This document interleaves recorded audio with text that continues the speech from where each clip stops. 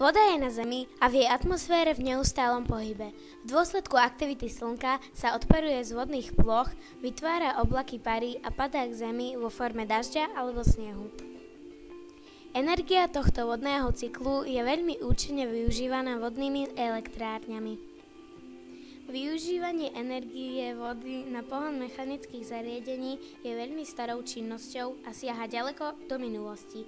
Jednoduché vodou poháňané kolesá, nahrádzajúce namáhavú prácu, ľudstvo používalo od nepamäti.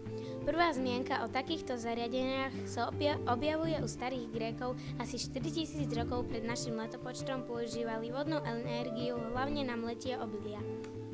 Využívanie tejto prírodnej energie sa stalo ešte jednoduchším a rozšírenejším potom, čo bola vyvinutá prvá vodná turbína na začiatku 19. storočia.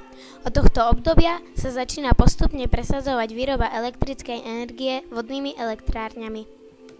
Najnovšie technológie výroby elektriny z vody sú založené na využitie morského prílivu, morských vln alebo teplotného rozdielu vody v oceánoch.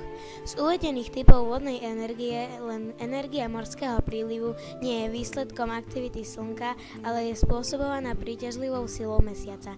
Energia morských vln je priamym dôsledkom sily vetra, ktorý je spôsobovaný činnosťou Slnka. Voda je pre výživu nás zvierat a nášho zdravia veľmi dôležitá. Najhojnejšou zložkou nášho tela vo všetkých fázach rastu a vývoja, pre niektoré z nás aj domovom. Voda je nevyhnutná aj pre život vás, ľudí. Vy máte rozum, preto urobte všetko, aby sme o ňu nikdy neprišli.